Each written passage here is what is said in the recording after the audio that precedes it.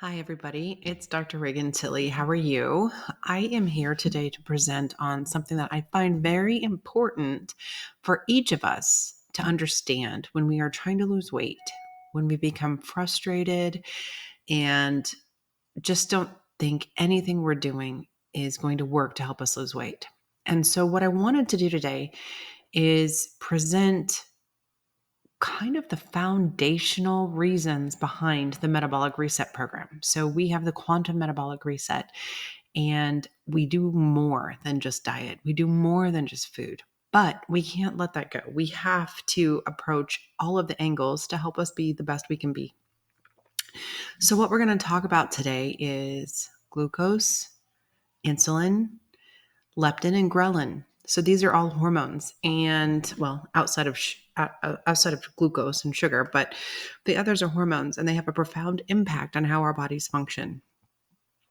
So there are multiple research studies being done actively.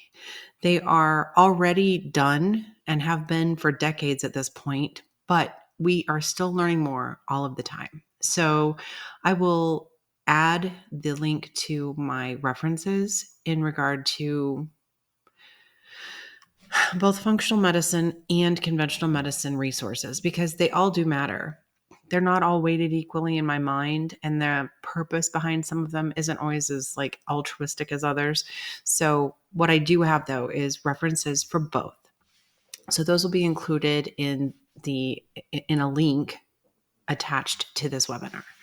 So what we are going to talk about today is complex carbs.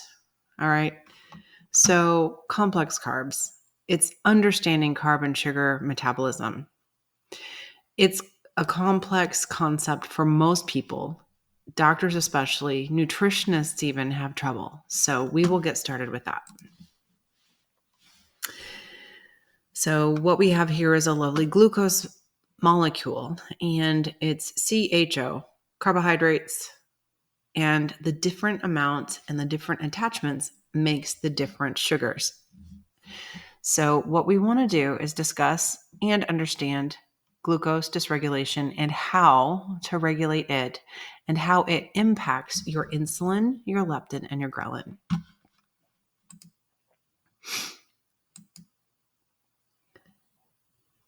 So Dr. Mark Hyman is one of my mentors, and he has been an advocate for healthy lifestyle for many decades. He used to be the physician consultant on The Biggest Loser, but he has made some profound changes in his opinion and his approach to weight loss over the years.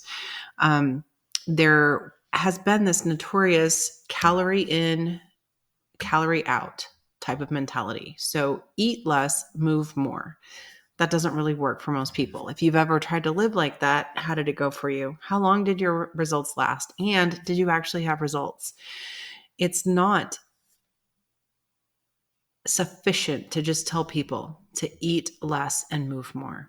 Not all food is created equal. We need to really focus on whole, fresh, unprocessed foods. So what is glucose dysregulation? It occurs when the body cannot effectively manage blood sugar levels. This can create brain fog, fatigue, weight gain, thirst, and increased urination. Well, wait, that sounds like diabetes. It does.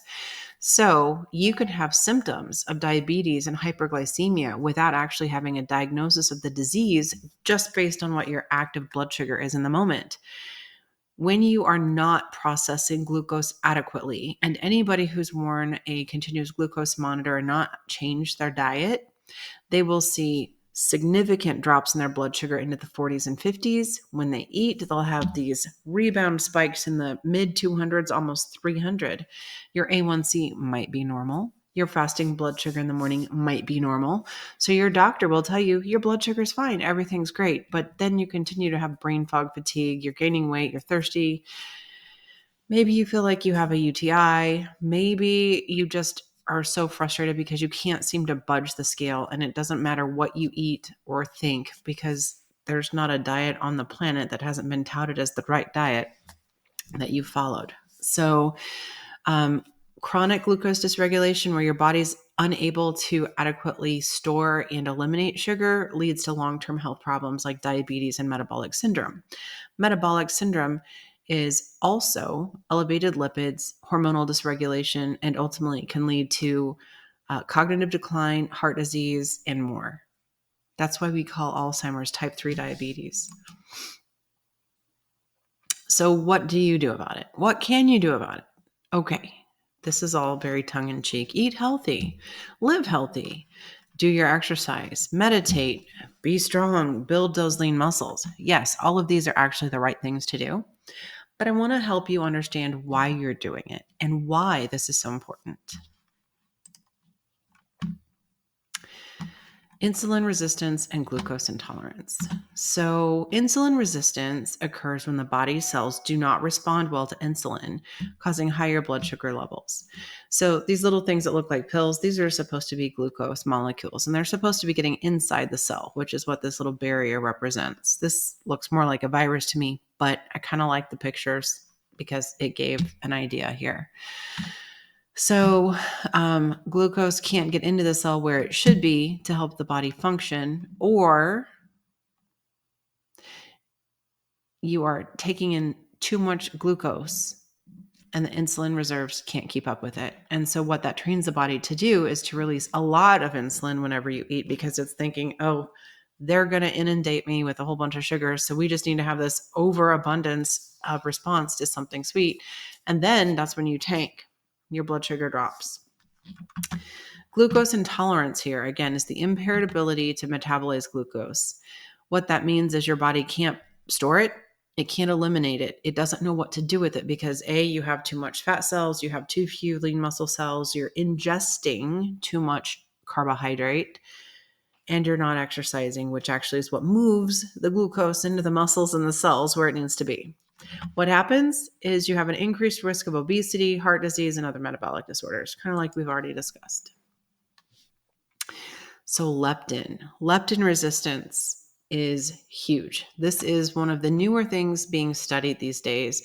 And you may have heard of leptin, you may have heard of ghrelin. So leptin is the satiety hormone. Satiety means satisfied. It means that your body knows that you're full. Ghrelin is the hunger hormone. It's what your stomach sends out when it's empty and wants to eat.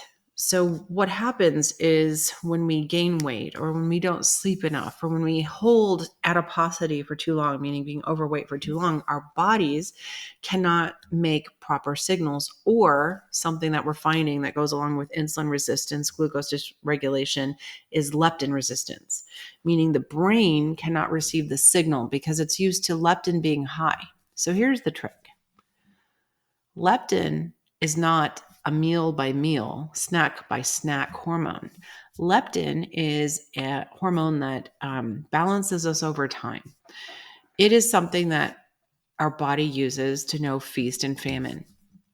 So the problem we have is we are undernourished but overweight in America. We don't have nutritional wholesomeness. We have nutritional deficit. So we're eating a bunch of calories with very little nutritive value that basically go right through us. And I have a whole slew of things to say about that here momentarily. So back to leptin. In a normal weight individual, and this is what's important, in a normal weight individual, the normal leptin value is between like 0.5 and 12.5. The leptin values go up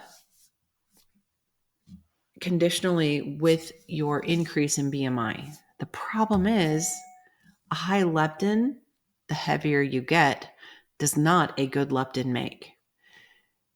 In a healthy, normal weighted person, a high leptin tells the body that it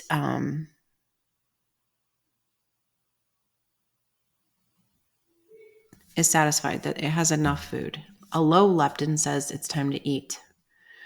Well, when the brain develops leptin resistance, it believes no matter how high the leptin levels get, the brain can't sense it, and it believes you're in starvation mode. So the body keeps sending out leptin, like we've eaten, we're full, we've eaten, we're full.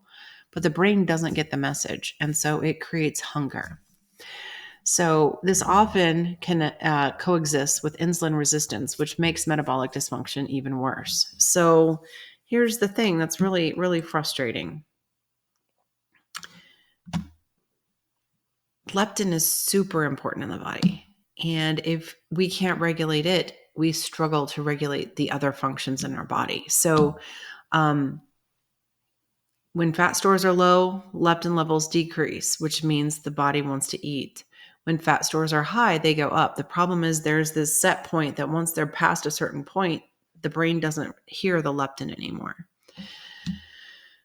So here's the next part of kind of that sad story. If you look here, it works in the brain, the hypothalamus and the brainstem to regulate appetite and energy balance. It also works in the mesolimbic dopamine system. This is a bunch of neuroscience, but what I need you to see here is it contributes to satiety. Satiety doesn't just have to do with food. Satiety means satisfaction. So here's dopamine. Another way that we could potentially screw up our leptin is our constant craving for dopamine hit. Rapid gratification, screens, buying, the mail chime on or text chime on your phone, everything that gets you that quick. So TikTok, Snapchat, Facebook, all of the things that give you instant gratification, online shopping, DoorDash, anything that's a quick win. And the thing is companies know this. Everything's been allowed to be gamified. Everything has been created to make you buy more, eat more, consume more. So leptin isn't just something that's important for your food and your weight. It's important for your mental health as well. When we want to balance our weight loss and turn on the ability to lose weight, we need to balance leptin. The problem is as we lose weight and release adipose cells and the contents of the adipose cells, those leptin levels decrease and create hunger. So, we all have been on a diet and we all have had those moments of just like, oh my gosh, I want to open the fridge and dump it in. This may contribute to it. So if we don't watch it and if we continue to have external influences, this is something we need to pay attention to. Dr. Andrew Weil is another one of my mentors. Reducing blood sugar and reducing inflammation through proper nutrition are keys to vibrant health. We know that. We just need to focus on it. I want to approach a few lifestyle interventions that can help balance your leptin and ghrelin. Ghrelin is that hunger hormone. So when your stomach's empty, it signals the brain to feed it. The problem is that when leptin goes super high and ghrelin is low in a normal sized person, everything's fine. But when you're overweight, it doesn't have that counterbalance from the leptin to tell you to quit eating. So you feel hungry. You eat, your insulin sugar levels spike. It pushes your blood sugar down, and then you get hungry again. It's a vicious cycle. And so that is something we need to look at. All right. So there are some treatments for insulin resistance that are pretty much in the news everywhere. So things like GLP-1s, probiotics, weight loss drugs, all types of things are touted to help. GLP-1s and an analog called tirzepatide do have promise because they are potentially the first things that are going to maybe work with leptin and ghrelin as well. Weight loss surgery has been proven to change the leptin and ghrelin signaling temporarily. The problem is most people can learn how to eat again and trick the brain on those hormonal symptoms or signals. So you'll often find people who've had weight loss surgery gain weight back, maybe all of it and then some, because they've just gamified it in their brain and the brain is no longer sensitive to those hormones, or they've learned how to turn them off. So it's really unfortunate. So what we need to do is improve insulin sensitivity, assist with weight loss, and manage blood sugar. So yeah, there's medications. They can help by enhancing that hormone regulation, but you know what? We don't need a drug. The quantum metabolic reset, actually, every single one of the core principles enhances leptin and ghrelin formation. It also enhances blood glucose metabolism and insulin balance as well as glucose balance through foods. So any of you who've had any successes so far on it will understand that. Exercise is extremely important, but it does differ for each person. Strength training is imperative. Basically, the older we get, for every decade older we get, if we do not maintain lean muscle, our longevity and health span diminishes dramatically. So if you can do anything, we need you to lift weights, and it doesn't have to be heavy weights, but we want to build a good, solid, lean muscle mass. We also need to improve cardiovascular resilience. And so walking, biking, or swimming should be a regular part of every day. This is the American Heart Association's 150 minutes per week of moderate intensity exercise. Thing is that doesn't necessarily work. It's not sufficient for the postmenopausal, perimenopausal woman. For men, it'd be great. For women, we need to do things like HIIT, which is high intensity interval training, and SIT, which is sprint interval training. That's something we'll talk about in our movement modules. What this does is it enhances glucose metabolism and pushes the blood sugar into the proper cells. Just think of this. So when you're moving, your muscles demand energy. So the sugar is going to be going into your muscle cells. When you're a couch potato and you're eating a bag of potato chips and Twinkies and Little Debbies and drinking your Diet Coke, yes, your Diet Coke, because you don't need all that extra sugar. Anyway, all of that sugar and the enhanced insulin release due to the sweets triggers that sugar to go into your fat cells and your liver. It gets stored for another day because it thinks that you're in hibernation. So let's do it right. Supplements can help. Things like berberine, it acts like metformin in the body. It helps the body regulate blood sugar, and it balances your hormonal control of your metabolism. Chromium enhances insulin sensitivity. Magnesium is just basically a wonder supplement. I think everybody needs it and should be on it every day. Omega-3 fatty acids, alpha lipoic acid, those are great for detox and liver support. And then vitamin D is just another essential. You need to take it. You need to use it. So here's some of the lifestyle things that we need to focus on when it comes to managing blood sugar. So chronic stress leads to elevations in cortisol over time. That leads to high blood sugar spikes and a very up and down or labile glucose management system. This is where we get that central adiposity too, that spare tire around the middle. Poor sleep quality has been linked in study after study after study to blood sugar metabolism. One of the most obvious places is shift disorder syndrome, where when you work nights and sleep during the day, your sleep is usually less sound and less deep, and you usually don't get as much of it. And you're usually eating more, and you're usually trying to cram in those low quality, rapid carbs that are, energy producers for those wee hours of the morning when you just can't keep awake. Mindful practices such as yoga and meditation and deep breathing help support hormone balance. They turn on the parasympathetic nervous system, which allows our body to go into rest, digest, and repair, which we as Americans tend to not get enough of. We want to change your routines to have regular meal timing and avoid super prolonged fasting periods frequently. An occasional fast is acceptable.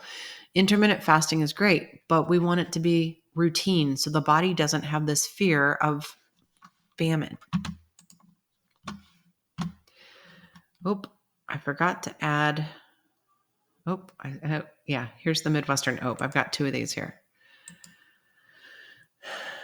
How does the program help?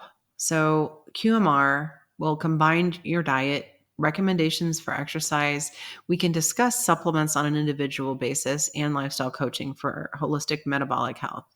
So through this, we are going to restore insulin sensitivity, reduce inflammation, balance hormones, and maintain, what we're going to get at the end is sustainable weight loss, improved energy, and long-term metabolic health.